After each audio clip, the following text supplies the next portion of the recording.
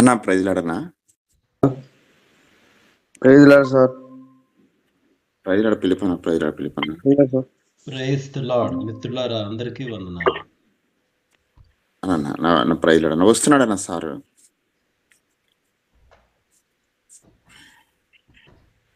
Praise lord brother అందరు. Sir praise lord sir. Sir praise lord sir. అందరికీ వందనాలన్నా. వందనాలక్క. Conference లో ఉన్న వీళ్ళందరికీ ప్రభుపేట వందనాలు. ప్రార్థన చేసుకుని మనం ప్రారంభించుకుందాం. అత్యంత కృపా కనికరములు కలిగిన గొప్ప దేవ, కరుణా సంపన్నుడా, మా ప్రియ ప్రభువ, ఘనమైన నామం బట్టి, పరిశుద్ధమైన నామం బట్టి స్తోత్రములు. సర్వశక్తిమంతుడు, సర్వాధికారి తండ్రి, నామం బట్టి కొన్ని ఆడుతూ ఉన్నాం. ఈ నామం బట్టి స్తుతులు చెల్లిస్తున్నాం. శ్రీమంతుడవు, అద్వితీయ సత్యదేవుడవు, సకల యుగంలో రాజైన దేవా, మీకు వందనాలు, స్తోత్రాలైనా. మీ ఘనమైన నామం బట్టి వందనాలు. మీ నామము పూజింపదగినది. మీ నామము తండ్రి కీర్తింపబడిన మీ నామం బట్టి, ఉదయకాలం మీ నామం బట్టి, యేసుక్రీస్తు నామం బట్టి కృతజ్ఞతాస్తులు చెల్లిస్తున్నాం. మా కొరకై తండ్రి శరీరధారిగా ఈ లోకానికి వచ్చి యేసు అని నేను నామంతో రక్షకుడిగా మా కొరకు ఈ లోకానికి వచ్చి శిలువ కార్యము జరిగించిన గొప్ప దేవా, మీకు వందనాలనైనా. మీ నామం బట్టి వందనాలు తండ్రి. ఉన్నవాడను అనువాడనని తండ్రి మీరు తెలియపరుస్తూ వచ్చిన దేవుడు యెహోవా తండ్రి అయిన దేవునిగా తండ్రి మీ పాదసంలో జ్ఞాపకం చేసుకోవటానికి ఆనాడు ఇస్రాయేలు దేవుడిగా, అబ్రహాం దేవుడిగా, ఇసాకు యాకోబు దేవుడిగా పిలువబడటానికి ఇష్టపడి మిమ్మల్ని మీరు నైనా వారి దేవుడిని అనిపించుకుంటూ వచ్చిన గొప్ప దేవా, మీకు స్తోత్రాలు. వాక్యం శరీరధారిగా కృపా సత్య సంపూర్ణంగా మా మధ్యకి వచ్చి తండ్రి సెలవులో కార్యం జరిగించి నైనా మా కొరకు ఉచితంగా మాకు విమోచన కార్యాన్ని జరిగించి మాకు ఇటు గొప్ప భాగ్యం, విడుదల, విమోచన అనుగ్రహించి పాపము శాపము తీసివేసి పరిశుద్ధత, పవిత్రత, పరలోక రాజ్యానికి నైనా వారసత్వాన్ని మాకు అనుగ్రహించిన గొప్ప దేవుడు అని కొనియాడుతూ ఉన్నాం తండ్రి. యేసయ్యా, మీ పాదస్థానంలో కృతజ్ఞతాస్తులు చెల్లిస్తూ మరి యొక్క నూతన దినాన్ని మాకు అనుగ్రహించి మీ సన్నిధిలో తండ్రి అయినా ఇటు మీ పాదస్థానంలో కూర్చునే భాగ్యం ఇచ్చారు. మీకు వందనాలు, స్తోత్రాలు తండ్రి. యెహోవా ఈరేగా ఉన్న దేవుడు, యెహోవా రాఫాగా ఉన్న దేవుడు, యెహోవా షమ్మగా ఉన్న దేవుడు, మీకు వందనాలు. మీ నామం బట్టి కొన్ని ఆడుతున్నాం తండ్రి. స్వస్థపరచు యెహోవా నేను సెలవిచ్చిన దేవుడు, మీకే స్తోత్రాలు. సమాధానం ఇచ్చు దేవా, మీకు స్తోత్రాలు. విజయం ఇచ్చు దేవా, మీకు స్తోత్రాలు. మీ నామను బట్టి కొనియాడటానికి తండ్రి ప్రభువా, ఈ ధన్యత భాగ్యం మాకిచ్చి మేమందరం ఉదయకాలం ప్రాతకాల సమయంలో మీ సన్నిధికి రాగలిగి కృతజ్ఞతాస్తులు చెల్లిస్తూ మీ సన్నిధిలో సాగిలపడుతున్నాం దేవా. మా మంచి కాపరి మీకు వందనాలు. మా ఆత్మల కాపరి మీకే స్తోత్రాలు. మా ప్రధాన కాపరి నా తండ్రి మీకే స్తోత్రాలు తండ్రి. ప్రభువా, మీ పాదసంలో ఉన్నాం, కృతజ్ఞతాస్తులు చెల్లిస్తూ సాగిలపడుతున్నాం దేవా. మీకే వందనాలు, స్తోత్రాలు. మీ మహిమ, మీ తేజస్సు, మీ ప్రభావం ఎంతో గొప్పది తండ్రి. ప్రభువా, మీ సన్నిధిలో సాగిలపడుతున్నాం.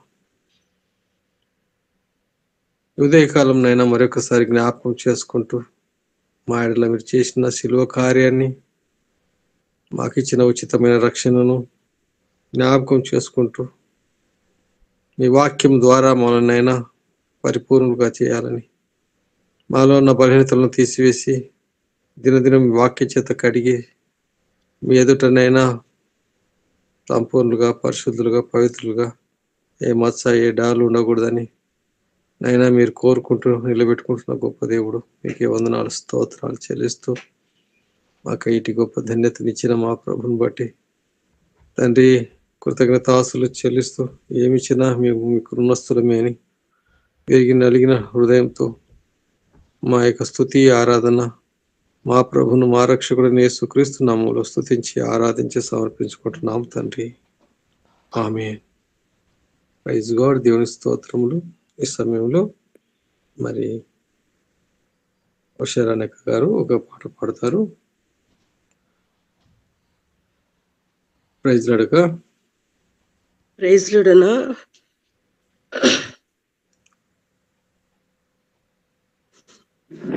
పాట పాడుకుంటూ ప్రభునామాన్ని కనపరచుదాం. పాడెద దేవా నీ మంచితనము, పొగడెద దేవా నీ మంచితనము, పాడెద దేవా నీ మంచితనము, పొగడెద దేవా నీ మంచితనము, స్తుతించెదను కీర్తించెదను, స్తుతించెదను కీర్తించెదను, ఇంతని అంతని ఏమి చెప్పగలను, ఇంతని అంతని ఏమి చెప్పగలను, ఎంతో ఎంతో మంచివాడవు, ఎంతో ఎంతో మంచివాడవు, మంచివాడవు యేసు, మంచివాడవు, మంచివాడవు యేసు, మంచివాడవు, మంచివాడవు యేసు, మంచివాడవు, మంచివాడవు యేసు, మంచివాడవు, మంచివాడవు యేసు, మంచివాడవు, మంచివాడవు యేసు, మంచివాడవు. కలములు వ్రాయలేవు నీ మంచితనమును, కాగితాలకు చాలదు నీ మంచితనము, కలములు వ్రాయలేవు నీ మంచితనమును, కాగితాలకు చాలదు నీ మంచితనము, నీ వంటి వారు ఒక్కరు లేరు, నీ వంటి వారు ఒక్కరు లేరు, నీ ఒక్కడవే మంచివాడవు, నీ ఒక్కడవే మంచివాడవు, మంచివాడవు యేసు, మంచివాడవు, మంచివాడవు యేసు, మంచివాడవు, మంచివాడవు యేసు, మంచివాడవు, మంచివాడవు యేసు, మంచివాడవు, మంచివాడవు యేసు, మంచివాడవు.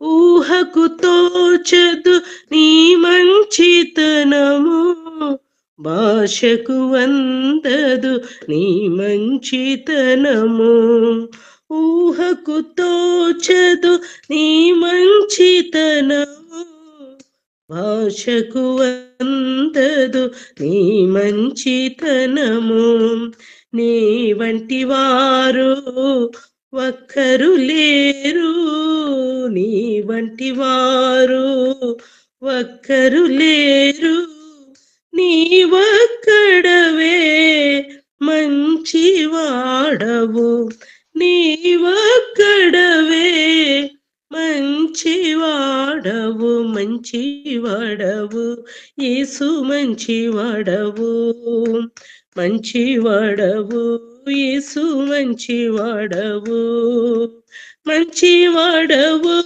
యేసు మంచివాడవు, మంచివాడవు యేసు మంచివాడవు, మంచివాడవు యేసు మంచివాడవు, మంచివాడవు యేసు మంచివాడవు.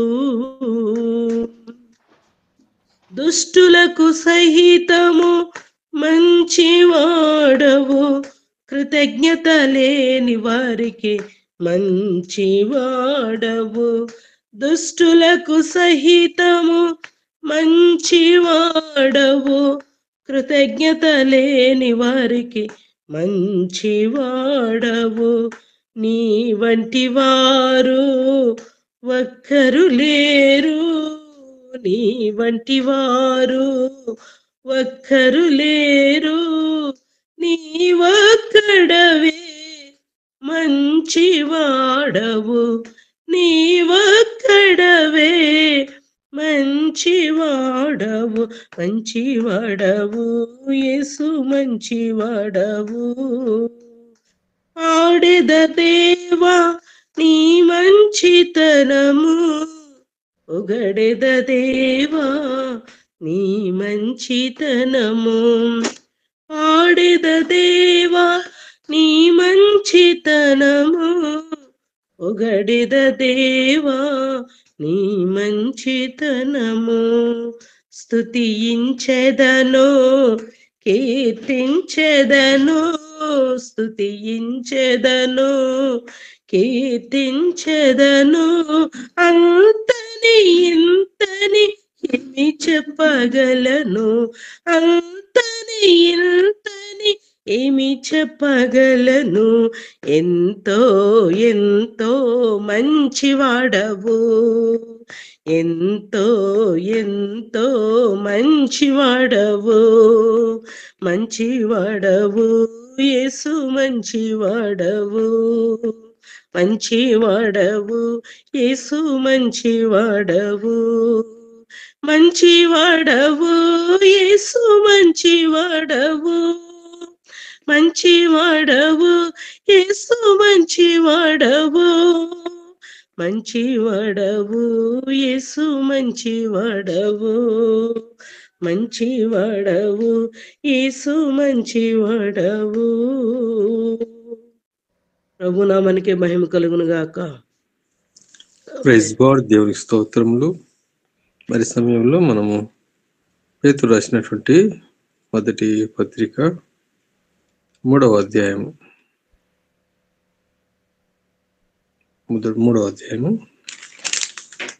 2 భాగాలుగా చదువుకుందాం.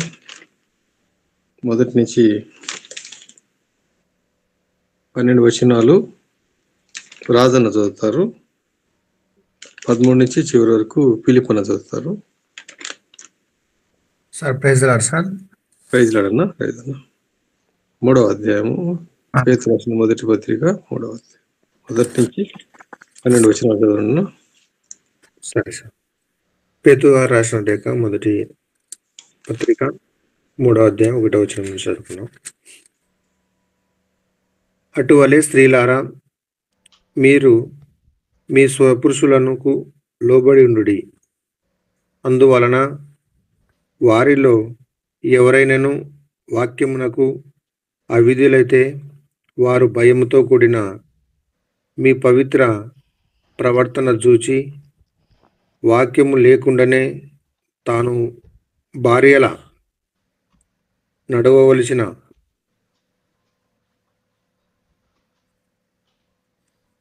రాబట్టవచ్చును. జడలు అల్లుకొనుటయు, బంగారు నగలు పెట్టుకొనుటయు, వస్త్రములు ధరించుకొనుటయు కొనుటయునకు నన్ను వెలుపటి అలంకారము మీకు అలంకారముగా ఉండగా, సాధువైనటియు మృదువునైనటియు నైన గుణములను అక్షయ అలంకారమునకు గల మీ హృదయపు అంతరంగ స్వభావము మీకు అలంకారముగా ఉండవలెను. అది దేవుని దృష్టికి మిగులు విలువగలది.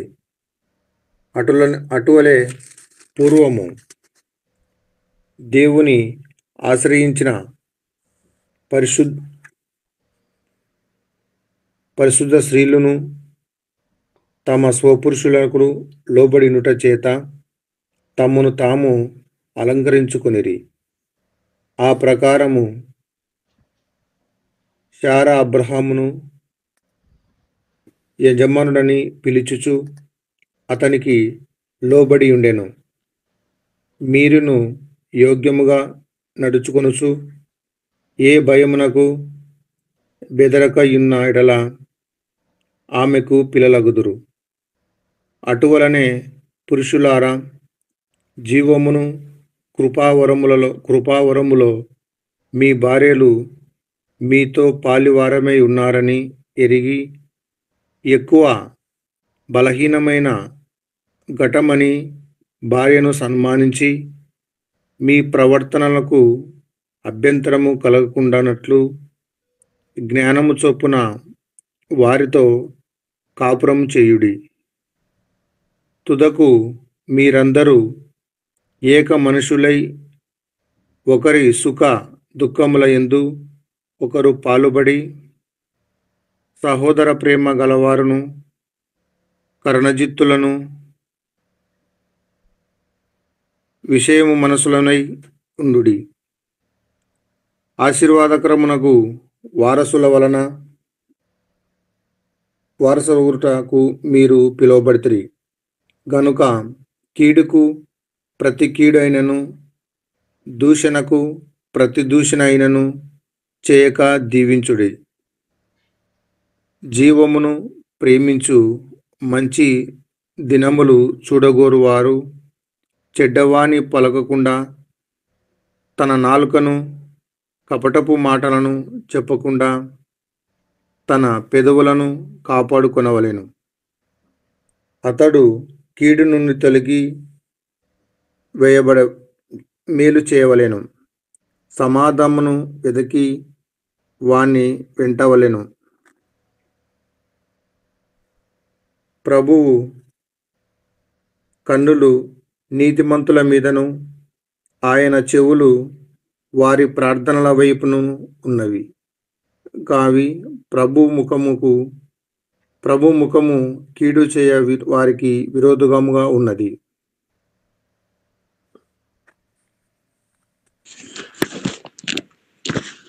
మీరు మంచి విషయములో ఆసక్తి గలవారైతే మీకు హాని చేయవాడెవడు? మీరు ఒకవేళ నీతి నిమిత్తమే శ్రమపడినను మీరు ధన్యులే. వారిని బెదిరింపునకు భయపడకుడి, కలవరపడకుడి. నిర్మలమైన మనస్సాక్షి కలవారై మీరు ఉన్న నిరీక్షణ గురించి మిమ్మను హితేవు అడుగుకు ప్రతి వానికి స్వాతికముతోనూ భయముతోనూ సమాధానం చెప్పుటకై ఎల్లప్పుడూ సిద్ధముగా ఉండుడి. మీ హృదయమునందు క్రీస్తును ప్రభువుగా ప్రతిష్ఠించుడి. అప్పుడు మీరు దేని విషయమే దుర్మార్గులను దూషింపబడుదురో దాని విషయమే క్రీస్తునందు మీ సత్ప్రవర్తన మీద అపనిందం చేయవారు సిగ్గుపడుదురు. దేవుని చిత్తం మూలముగానే ఎడల కీడు చేసి శ్రమపడ కంటే మేలు చేసి శ్రమపడమే బహు మంచిది. ఏలయనగా మనను దేవుని యొద్దకు తెచ్చుటకు అవినీతిమంతుల కొరకు నీతిమంతుడైన క్రీస్తు శరీర విషయంలో చంపబడి ఆత్మ విషయంలో బ్రతికబడి పాపముల విషయంలో ఒక్కసారి శ్రమపడిన దేవుని దీర్ఘశాంతము ఇక కనిపెట్టినప్పుడు పూర్వము నోహవు దినములో ఓడ సిద్ధపరచుచుండగా అవేదులైన వారి యొద్దకును అనగా చెరసాల ఉన్న ఆత్మల యొద్దకు ఆయన ఆత్మరూపై కానీ వెళ్ళి వారికి ప్రకటించిన ఆ ఓడలో కొందరు అనగా 8 మంది నీటి ద్వారా రక్షణ పొంది దానికి సాదృశ్యమైన బాప్టిసము ఇప్పుడు మిమ్మల్ని రక్షించుచున్నది. అదేమనగా శరీర మాలిన్యమును తీసివేయటకు కాదు, కానీ యేసు క్రీస్తు పునరుద్ధాన మూలముగా దేవుని విషయమును నిర్మలమై మనస్సాక్షినిచ్చి పవిత్రమై ఆయన పరలోకమునకు వెళ్ళి దూతల మీదను అధికారుల మీదను శక్తుల మీదను అధికారం పొందినవాడే దేవుని కుడి పార్శ్వం ఉన్నాడు. దేవుడి పరిశుద్ధాత్మను దీవించి ఆశ్రయించును గాక. Praise Lord. దేవునికి స్తోత్రములు.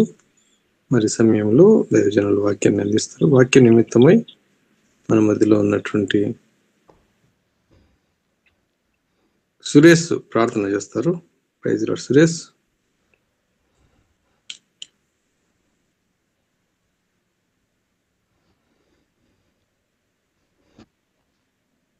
సురేష్.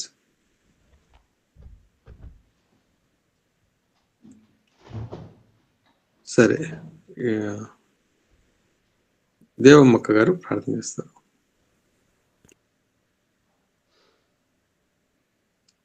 దేవమ్మక్క గారు. సరే, వందనాలు సార్. వందనాలమ్మా. ప్రార్థన చేయమ్మా. సరే సార్.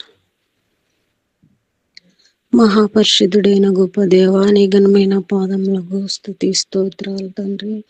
నాయన, నా రక్షక తండ్రి, రాత్రి అంతా కూడా కాపాడి నేను ఉదయకాల సమయంలో నిన్ను స్తుతించడానికి, నిన్ను ప్రార్థించడానికి ఈ అవకాశం దయచేసినందుకు నీకే కృతజ్ఞత వందనాలు, స్తోత్రాలు తండ్రి. స్తోత్రము స్తుతి చెల్లిస్తున్నామయ్యా.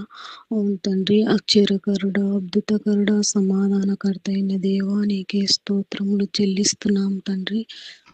నా రక్షక, మేమైతే ఇంతవరకు పాటలు వాక్యం చదువుకునే విధానాన్ని బట్టి నీకే కృతజ్ఞత వందనాలు, స్తోత్రాలయ్యా.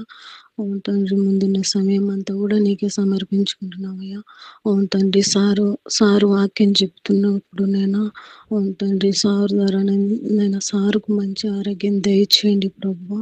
సారు వాక్యం చెప్తున్నప్పుడు మేము వినగల శివులు గ్రహించాల మనసు దయచేయమని అడుగుతున్నాం తండ్రి. ముందున్న సమయం అంతా కూడా నువ్వే తోడు నీడగా ఉండి కాబట్టి దీనికి ఆశ్రయించమని యేసుక్రీస్తు నామమున అడిగి వేడుకుంటున్నాం తండ్రి. ఆమేన్. ఆమేన్. Praise lord. దేవుని స్తోత్రములు. మరి సమయాన్ని దైవజనులకి అందిస్తున్నాను. Sir, praise lord sir. Praise the lord. మిత్రులారా, అందరికీ మన ప్రభు అయిన యేసుక్రీస్తు వారి నామంలో నిండైన వందనాలు తెలియజేస్తున్నాను. మరొక నూతన దినాన్ని దేవుడు మనకు అనుగ్రహించాడు. ఆయన ముఖదర్శనం చేసుకోవడానికి, ఆయన స్వరాన్ని వినడానికి దేవుడు మనకు అనుగ్రహించినటువంటి ఈ శ్రేష్టమైన సమయాన్ని బట్టి దేవునికి వేలాది కృతజ్ఞతలు తెలియజేస్తున్నాను. మరి మిత్రులారా, మనం ఈ క్రిస్మస్ దినాలలో ఉన్నాము. ఈ సువార్తల గ్రంథాల నుండి క్రిస్మస్ దినాలకు సంబంధించినటువంటి అనేక విషయాలను మనం ధ్యానం చేస్తూ వస్తున్నాము. మరి ఈ దినాన బైబిల్ గ్రంథంలో లూకా సువార్తలో సుమయోను అనేటువంటి వ్యక్తి గురించి వ్రాయబడి ఉంది. మనము ఆయన గురించి ధ్యానం చేయబోతున్నాము. So first let me share my presentation.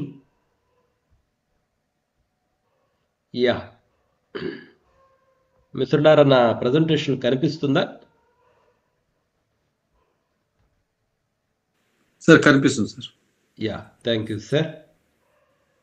కాబట్టి ఈ దినాన సుమయోను, మనకి బైబిల్లో సుమయోను, తెలుగు బైబిల్లో, ఇంగ్లీష్లో అయితే సిమియన్ అని అంటారు. ఈయన గురించి మనము ఈరోజు ధ్యానం చేయబోతున్నాం. చూడండి, ఈ సుమయోను వృత్తాంతం మనకు కేవలం లూకా సువార్తలో మాత్రమే కనిపిస్తుంది. లూకా సువార్తలో 2వ అధ్యాయము 21వ వచనం నుండి 38వ వచనం వరకు ఈయన గురించి వ్రాయబడి ఉంటుంది. ఇది యేసుక్రీస్తు ప్రభు యొక్క జనన వృత్తాంతానికి ముగింపుగా ఉంటుంది. అంటే యేసుక్రీస్తు ప్రభువారు పుట్టినప్పుడు ఏమేమి సంఘటనలు జరిగాయి అన్నటువంటి విషయాన్ని లూకా భక్తుడు తన సువార్తలో వ్రాస్తూ వచ్చాడు. ఇక ఆఖరిగా యేసుక్రీస్తు ప్రభు యొక్క జనన వృత్తాంతానికి ముగింపులో సుమయోను గురించి, అదేవిధంగా అన్న అనబడినటువంటి మరొక స్త్రీ గురించి కూడా వ్రాసి, ఇంకా ఆ తర్వాత యేసుక్రీస్తు ప్రభు వారు 12 సంవత్సరాలప్పుడు దేవాలయంలో ఉండడము, ఆ విషయాన్ని ఆయన వ్రాస్తాడు. ఆ తర్వాత ఇంక యేసుక్రీస్తు ప్రభు వారి పరిచర్య ప్రారంభమవుతుంది. అందుకనే ఈ రెండో పాయింట్లో మనము ఇది యేసుక్రీస్తు ప్రభు యొక్క జనన వృత్తాంతానికి ముగింపుగా ఉంటుంది అని ఇక్కడ మనం వ్రాయడం జరిగింది. మరి మిత్రులారా, దీని యొక్క చారిత్రక మరియు సాహిత్య సందర్భాన్ని మనం కానీ పరిశీలిస్తే చూడండి, లూకా సువార్త 2వ అధ్యాయము 22-24 ఈ వచనాలు చదివినప్పుడు మనకేమర్థమవుతుందంటే, మరియా శుద్ధీకరణ దినములు అన్నటువంటి ఆ పదం మనకు కనిపిస్తుంది. చూడండి, యేసుక్రీస్తు ప్రభువారు పుట్టిన తర్వాత 8వ దినాన ఆయనకు సున్నతి చేసి యేసు అనేటువంటి పేరు పెట్టారు. మీరు లూకా సువార్త 2వ అధ్యాయం 21వ వచనం చదివితే ఇది కనిపిస్తుంది. ఈ స్క్రిప్చర్ పోర్షన్ అంతా మీరు తర్వాత చదవండి. కాబట్టి యేసయ్య పుట్టిన తర్వాత 8వ దినాన ఆయనకు సున్నతి చేసి యేసు అనేటువంటి పేరు పెట్టారు. ఆ తర్వాత 40 రోజులకు, అంటే యేసయ్య పుట్టిన తరువాత నుండి 40 రోజులు గడిచిన తర్వాత ఇక మరియమ్మ, యోసేపు యేసుక్రీస్తు ప్రభువారిని తీసుకుని దేవాలయానికి రావడం జరిగింది. దాన్నే మనము శుద్ధీకరణ దినాలు అంటారు. శుద్ధీకరణ దినాలంటే మగపిల్లవాడిని కనిన తర్వాత 40 దినాల పాటు మరియమ్మ ఇంట్లోనే ఉంటుందన్నమాట. అంటే అశుద్ధురాలిగానే ఉంటుంది అన్నటువంటిది దాని సంకేతం. అంటే బిడ్డకు జన్మనిచ్చిన తరువాత. కాబట్టి 40 దినాలు అయిన తరువాత, అంటే ఆ శుద్ధీకరణ దినాలు పూర్తయిన తరువాత పిల్లవాడిని తీసుకుని దేవాలయానికి వచ్చి ఆ పిల్లవాడిని దేవునికి ప్రతిష్ఠించాలి. ఎందుకు ప్రతిష్ఠించాలంటే మొట్టమొదటి కుమారుడు కాబట్టి. మనం కానీ లేవీకాండం 12వ అధ్యాయము, నిర్గమాకాండం 13వ అధ్యాయం చదివితే ఈ విషయాలు మనకు బోధపడతాయి. మీరు జ్ఞాపకం చేసుకోండి, ఎందుకు ప్రతి మొట్టమొదటి మగపిల్లవాడిని దేవునికి ప్రతిష్ఠించాలంటే, ఇజ్రాయేలు ప్రజలు ఐగుప్తు దేశంలో నుండి బయటకు వచ్చేటప్పుడు ఆఖరిగా దేవుడు ఏం చేశాడు, ఈ ఐగుప్తు ప్రజల యొక్క ప్రతి కుటుంబంలో ప్రథమ సంతానాన్ని సంహరించడం జరిగింది. కానీ ఇజ్రాయేలు కుటుంబాల్లో ఎవరు కూడా చనిపోలేదు. ఆ ప్రథమ సంతానానికి బదులుగా ప్రతి ఇంటిలో ఒక గొర్రెపిల్లను వధించడం జరిగింది. కాబట్టి ఇజ్రాయేలు ప్రజలలో ప్రతి కుటుంబంలో ప్రథమ సంతానం, అంటే ఆ మగపిల్లవాడు దేవునికి చెందినటువంటి వాడు. కాబట్టి యేసుక్రీస్తు ప్రభువారిని ఈ 40 దినాలు శుద్ధీకరణ దినాలు గడిచిన తర్వాత యేసుక్రీస్తు ప్రభువును తీసుకుని వాళ్ళు యెరూషలేంలోని దేవాలయానికి రావడం జరిగింది. ఎందుకు? యేసుక్రీస్తు ప్రభువును ప్రతిష్ఠించడానికి. అయితే వాళ్ళు వచ్చినప్పుడు మనం చదివితే మనకేమర్థమవుతుందంటే, వాళ్ళు 2 గువ్వలను లేదా 2 పావురాలను వాళ్ళు బలిగా సమర్పించాలన్నమాట. మరియమ్మ, యోసేపు కూడా వాటినే బలిగా సమర్పించినట్టు మనకు లూకా సువార్త 2వ అధ్యాయంలో ఉంటుంది. అయితే మిత్రులారా, ఈ సంఘటన ఎక్కడ జరుగుతుందో అది కూడా ఒకసారి గమనించండి. ఇది యెరూషలేములోని దేవాలయంలో జరిగిందనమాట. ఇది నేపథ్యం అంటే ఇంట్రడక్షన్. అసలు సుమయోను అనే వ్యక్తి మనకు ఎక్కడ ఇంట్రొడ్యూస్ చేయబడ్డాడు అన్నటువంటి దానికి సందర్భం ఇదనమాట. మరియమ్మ, యోసేపు ఇప్పుడు యెరూషలేములో దేవాలయంలో యేసుక్రీస్తు ప్రభువారితో ఉన్నారు. ఆయనను ప్రతిష్ఠించడానికి వాళ్ళు దేవాలయంలో ఉన్నారు. అప్పటికి 40 దినాలు అయిపోయినాయి యేసుక్రీస్తు ప్రభువారు పుట్టి. అవి మరియమ్మకు శుద్ధీకరణ దినాలు ముగిసినాయి అన్నమాట. ఇప్పుడు 41వ దినాన వాళ్ళు యెరూషలేములో దేవాలయంలో ఉన్నారు. అంటే ఇప్పుడు యేసుక్రీస్తు ప్రభువారి వయసు ఎంత? 40 రోజులు. యేసుక్రీస్తు ప్రభువారి వయసు 40 రోజులు అన్నమాట. Now let us see. ఈ సుమయోను గురించి మనం గమనించినప్పుడు ఈ 2వ అధ్యాయం 25వ వచనంలో ఏమనుందంటే, యెరూషలేమునందు సుమయోనను ఒక మనుష్యుడు ఉండెను. అతడు నీతిమంతుడును భక్తిపరుడునై ఉండి ఇజ్రాయేలు యొక్క ఆదరణ కొరకు కనిపెట్టువాడు. పరిశుద్ధాత్మ అతని మీద ఉండెను. ఈ వచనం గమనిస్తే ప్రియమైన మిత్రులారా, అతడు నీతిమంతుడును భక్తిపరుడును అని వ్రాయబడింది. మీరు కానీ జ్ఞాపకం చేసుకుంటే నోవహు గురించి వ్రాయబడినప్పుడు కూడా ఇలానే వ్రాయబడి ఉంది. అతని తరములో అతడు నీతిమంతుడంట భూమి మీద ఉన్నటువంటి వారందరిలోకి. యోబు గురించి రాయబడినప్పుడు కూడా ఇట్లనే వ్రాయబడింది. అంటే ఒక నోవహు గురించి, ఒక యోబు గురించి, ఒక అబ్రహాము గురించి బైబిల్ గ్రంథంలో ఎలా వ్రాయబడిందో అలానే ఈ సుమయోను గురించి కూడా వ్రాయబడింది. అతడు నీతిమంతుడు, అతడు భక్తిపరుడు. ఇది చాలా ప్రాముఖ్యమైన విషయం. బైబిల్ గ్రంథంలో అందరి గురించి వ్రాయబడలా, కొద్దిమంది గురించి ఇలా వ్రాయబడింది. ఆ కొద్దిమందిలో సుమయోను కూడా ఒకడు. ఆ తర్వాత మనం చూస్తే అతడు ఇజ్రాయేలు యొక్క ఆదరణ కొరకు కనిపెట్టుచున్నవాడు. ఏంటి అసలు ఈ మాటలు? ఇజ్రాయేలు ప్రజల యొక్క ఆదరణ కొరకు కనిపెట్టడం ఏంటి? మిత్రులారా, ఈ భాష యెషయా గ్రంథం నుండి తీసుకునబడింది అని మనం గమనించాలి. మీరు కానీ గమనిస్తే సొలొమోను మహారాజు కట్టినటువంటి ఆ దేవాలయాన్ని, ఆ మొట్టమొదటి దేవాలయాన్ని బబులోను వాళ్ళు సమూల ధ్వంసం చేశారు. అయితే ఆ ప్రవచన సమయంలో ఇట్లా యెరూషలేము పట్టణం ధ్వంసం చేయబడబోతుంది, వేరే రాజులు వస్తారు, ధ్వంసం చేస్తారు. కాబట్టి ఇజ్రాయేలు ప్రజలు ఎలా ఉంటారంటే చితికిపోయినటువంటి స్థితిలో ఉంటారు. చాలా మంది బానిసలుగా చెర తీసుకుని పోబడతారు. దేశం చెల్లా చెదురైపోయింది, బీడు భూమిగా మారిపోయింది, దిబ్బగా మారిపోయింది అనమాట. ఇప్పుడు దేవాలయం కూడా లేదు. అటువంటి దినాలు రాబోతున్నాయని చెప్పి యెషయా ప్రవక్త ముందరే ప్రవచించాడు. కాబట్టి ఆ దినాలలో మరలా ఇజ్రాయేలు దేశం కట్టబడాలని, మరలా ప్రజలందరూ ఒక చోట చేకూర్చబడాలని, ఇజ్రాయేలు ప్రజలకు ఆదరణ కలగాలని యెషయా ప్రవక్త చాలాసార్లు ప్రవచించాడు. కొన్ని వచనాలను మనం చూద్దాం. చూడండి, యెషయా గ్రంథం 40వ అధ్యాయంలో 1-2 వచనాలు చూడండి. మీ దేవుడు సెలవిచ్చిన మాట ఏదనగా, నా ప్రజలను ఓదార్చుడి. ఓదార్చుడి, ఆ మాట గమనించారా? ఓదార్చుడి, ఓదార్చుడి. యెరూషలేముతో ప్రేమగా మాట్లాడుడి. ఆమె యుద్ధకాలము సమాప్తమయ్యను, ఆమె దోషులను తీర్చబడెను. యెహోవా చేతి వలన ఆమె తన సమస్త పాపముల నిమిత్తము రెండింతలు పొందెనను సమాచారము ఆమెకు ప్రకటించుడి. కాబట్టి ఇక్కడ ఏమనుంది? నా జనులను ఓదార్చుడి. ఓదార్చుడి అంటే ఏంటి? ఆదరించండి, ఆదరించండి. మీరు అదే విధంగా 49వ అధ్యాయం చూడండి. 49వ అధ్యాయంలో 13వ వచనం చదువుతాను చూడండి. 49వ అధ్యాయము.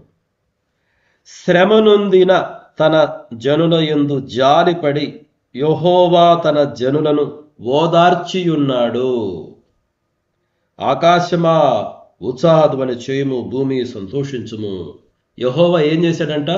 ఓదార్చి ఉన్నాడు.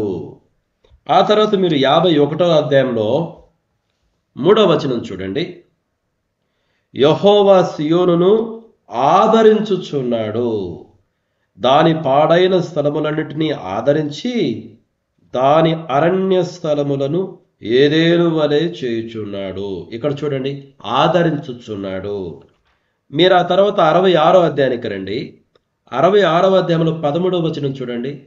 ఒకని తల్లి వారిని ఆదరించున్నట్లు నేను మిమ్మల్ని ఆదరించెదను, యెరూషలేములోనే మీరు ఆదరింపబడెదరు. చూడండి, ఒకే వచనంలో ఆదరించబడును, ఆదరించుట అన్నటువంటి మాట 3 సార్లు ఉంది. కాబట్టి మిత్రులారా, ఆ పీరియడ్ ఆఫ్ టైంలో అంటే ఇజ్రాయేలు దేశము ఇక ధ్వంసం చేయబడుతుంది, ఆ తర్వాత ధ్వంసం చేయబడింది, ఆ తర్వాత ఇజ్రాయేలు ప్రజలు చాలా మంది చెరలో ఉండిపోయారు, అసలు దేశము దిబ్బగా మారిపోయింది. తర్వాత నెహెమ్యా కాలంలో వాళ్ళు దేవాలయాన్ని కట్టారు. అయినప్పటికీ వారికి శత్రువుల నుంచి చాలా ఒత్తిడి ఉంటూనే వచ్చింది. కాబట్టి ఆ దినాలలో చాలా మంది ప్రవక్తలు ప్రవచించడం కానీ లేదా భక్తిపరుడు ఎలా ఉండేవాళ్ళంటే మెస్సియా వస్తాడు, మరలా దేశాన్ని కడతాడు, మరలా ప్రజలను ఓదారుస్తాడు, ఆదరిస్తాడు, ఇదనమాట ఆ యొక్క దేశంలో ఉన్నటువంటి వాయిస్. కాబట్టి దాని కొనసాగింపుగానే ఈ సుమయోను ప్రవక్త కూడా ఇజ్రాయేలు యొక్క ఆదరణ కొరకు కనిపెట్టుచున్నవాడు. ఆదరణ కొరకు కనిపెట్టడం అంటే ఏంటి? మెస్సియా వస్తాడని, దేశాన్ని ఓదారుస్తాడని, తిరిగి రాజ్యాన్ని స్థాపిస్తాడని, ఇజ్రాయేలు ప్రజలకు రక్షణ కలుగు చేస్తాడని, అదనమాట ఆ మాటల అర్థం. కాబట్టి సుమయోను ప్రవక్త ఇజ్రాయేలు ప్రజల ఆదరణ కొరకు కనిపెట్టువాడు అంటే మనం జ్ఞాపకం చేసుకోవాలి, ఈయన ఈ యెషయా గ్రంథములో ఉన్నటువంటి ప్రవచనాలు, లేకపోతే ఆ కాలానికి సంబంధించినటువంటి అనేక మంది ప్రవక్తులు ఇచ్చినటువంటి ప్రవచనాలను బాగా ధ్యానించిన వ్యక్తిని, ఆ లేఖనాల జ్ఞానం కలిగిన వాడిని, తన హృదయాన్ని లేఖనాలతో నింపుకొని లేఖనానుసారముగానే ఆశతో దేవుని కొరకు ఎదురు చూస్తూ ఉన్నాడు. మెస్సియా కొరకు, ఇక్కడ దేవుని కొరకు అంటే ప్రత్యేకంగా మెస్సియా కొరకు ఎదురు చూస్తున్నాడు, ప్రవచనాల నెరవేర్పు కొరకు ఎదురు చూస్తున్నాడు. You understand? కాబట్టి ఇక్కడ ఉన్నటువంటి ఈ భాష ప్రత్యేకంగా యెషయా గ్రంథం నుంచి తీసుకునబడిందని మనం గమనించాలి.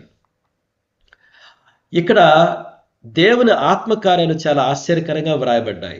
చూడండి, ఈ సుమయోను ప్రవక్త గురించి 25వ వచనంలో ఏమనుందో తెలుసా? పరిశుద్ధాత్మ అతని మీద ఉండెను అని ఉంది. ఆ తర్వాత 26వ వచనంలో అతనికి పరిశుద్ధాత్మ చేత బయలుపరచబడి ఉండెను. ఆ తర్వాత అదే 26వ వచనంలో ఆత్మవశుడై అతడు దేవాలయములోనికి వచ్చెను. ఒకే మనిషి గురించి ఇంతగా పరిశుద్ధాత్మను ఉద్దేశించి రాయడం సువార్తలో మరి ఎవరి గురించి వ్రాయబడలేదు, ఒక సుమయోను గురించే వ్రాయబడింది.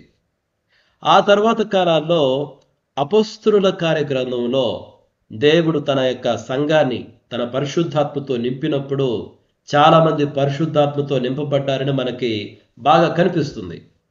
అయితే అదంతా కూడా అపొస్తలుల కార్యములకు సంబంధించిన భాష అన్నమాట. అయితే అపొస్తలుల కార్యములో దేవుడు ఏం చేయబోతున్నాడో, తన ప్రజలను తన పరిశుద్ధాత్మతో నింపబోతున్నాడు అన్నదానికి ముంగుర్తుగా సువార్తల గ్రంథాలలోనే ఒక వ్యక్తి ఉన్నాడు, అతడే సుమయోను. అతడు పరిశుద్ధాత్మ అతని మీద ఉండెను, పరిశుద్ధాత్మ చేత అతనికి బయలుపరచబడి ఉండెను. అంటే దేవుని నుంచి ప్రత్యక్షతను పొందుకున్నటువంటి వాడు, వాగ్దానం పొందుకున్నటువంటి వాడు. అదేవిధంగా అతడు ఆత్మవశుడై అతడు దేవాలయంలోకి వచ్చాడంట. అంటే ఎప్పుడు? ఈ మరియమ్మ యోసేపు యేసుక్రీస్తు ప్రభువారిని తీసుకొని ఆ పిల్లవాడిని ప్రతిష్ఠించడానికి ఎప్పుడైతే దేవాలయంలోనికి ప్రవేశించారో అదే సమయంలో ఇతడు ఆత్మవశుడై ఆ యెరూషలేములో ఉన్నటువంటి దేవాలయంలోనికి అదే సమయంలో వచ్చాడు. అంటే ఆత్మ ద్వారా నడిపించబడ్డాడు.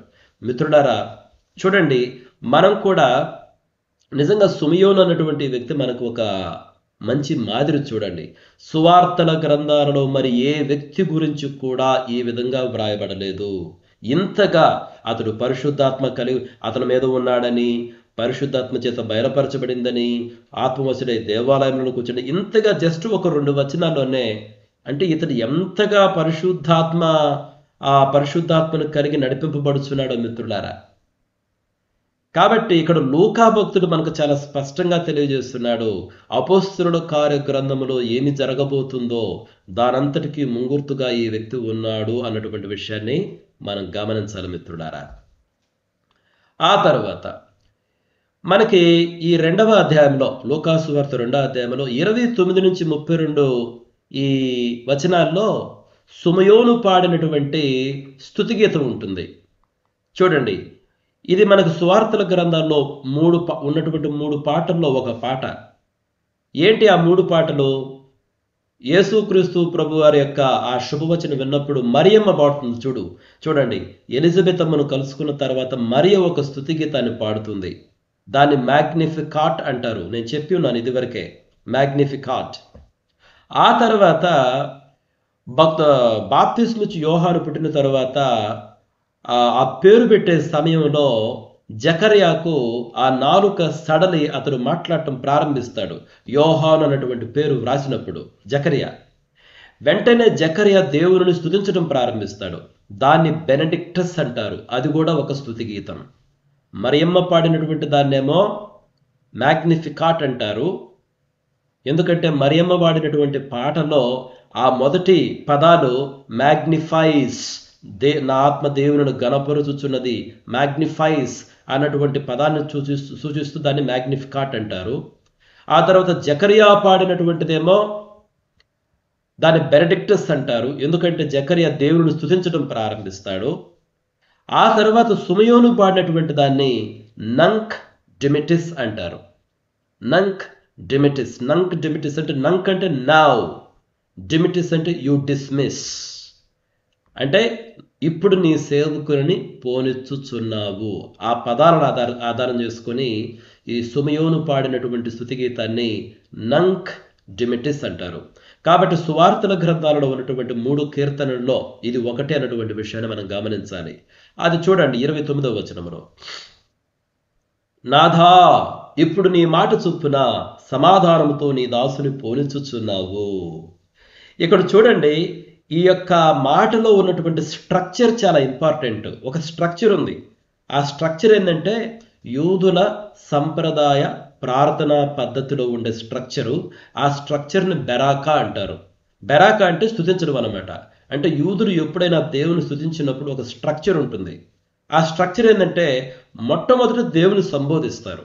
నాథా, చూడండి, మొట్టమొదట దేవుని సంబోధించాలి. 2, దేవుడు ఇచ్చినటువంటి వాగ్దానాన్ని జ్ఞాపకం చేసుకోవాలి. ఇప్పుడు నీ మాట చొప్పున, చూడండి, ఇప్పుడు నీ మాట చొప్పున అంటే నీవు ఇచ్చిన వాగ్దానం చొప్పున, అది 2వది. దేవుడు ఇచ్చినటువంటి వాగ్దానాన్ని జ్ఞాపకం చేసుకోవాలి. 3వది ఏంటంటే ఆ వాగ్దానం యొక్క నెరవేర్పును గురించి మాట్లాడతారు. అందుకని చూడండి, ఇప్పుడు నీ మాట చొప్పున సమాధానముతో నీ దాసును పోనిచ్చుచున్నావు అంటే నీ వాగ్దానాన్ని నువ్వు నెరవేర్చావు, ఇక నేను వెళ్ళిపోతాను. దీన్ని బెరాకా, ఈ స్తుతి గీతంలో ఉన్నటువంటి స్ట్రక్చర్ అన్నమాట, యూదుల సంప్రదాయ పద్ధతి. మొట్టమొదటిది ఏంటంటే దేవుని సంబోధించాలి. 2వది దేవుని యొక్క వాగ్దానాన్ని జ్ఞాపకం చేసుకోవాలి. 3వది ఏంటంటే ఆ వాగ్దానం యొక్క నెరవేర్పు గురించి మాట్లాడాలి.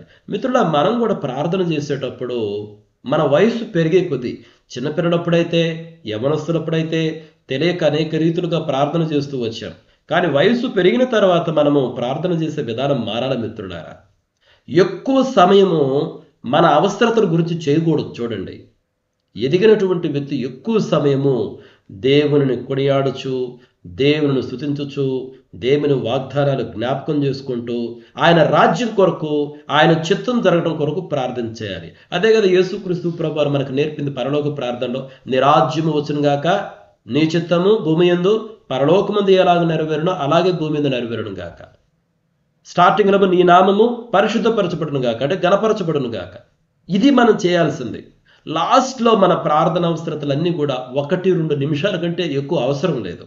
దేవుడివి చెవిటోడు కాదు కదా. దేవుడికి చెవిడేమైనా ఉందా? దేవుడేమైనా అర్థం చేసుకోలేని వాడా? దేవుడేమైనా కఠిన హృదయుడా? మనం పిండిని పదే పదే రుబ్బినట్టు దేవునికి పదే పదే చెప్పాల్సిన అవసరం లేదు మిత్రులారా. దేవుడు మన వంటి వాడు కాదు. దేవుడు నరుడు వంటి వాడు కాదు. ఒక్కసారి అసలు మనం అడక్కముందే ఆయనకు తెలుసు. అందుకని యేసుక్రీస్తు ప్రభువారు చెప్పారు, ఏం చెప్పారు? మొదట నా రాజ్యమును నా నీతిని వెతుకుడి, అప్పుడు అవన్నీ మీకు అనుగ్రహించబడతాయి. అన్నీ అనుగ్రహించబడతాయి. కాబట్టి మనము వయస్సులో ఎదిగే కొద్దీ, భక్తిలో ఎదిగే కొద్దీ దేవుని ముఖకాంతిని చూస్తూ ఆయన చిత్తం కొరకు ఆయన స్తుతించుచు గణపరుచు మన ప్రార్థనలు ఉండాలి మిత్రులారా. ఈ విషయాన్ని గమనించండి. ఆ తర్వాత చూస్తే నేను చెప్పాను ఆల్రెడీ, దీన్ని నంక్ డిమిటిస్ అంటారు. నంక్ డిమిటిస్ అంటే నౌ యు డిస్మిస్, అదనమాట. ఇప్పుడు నీ దాసుని పోనిచ్చుచున్నావు, అదనమాట నంక్ డిమిటిస్. అది లాటిన్ భాషలో ఉన్నటువంటి పదాలన్నమాట.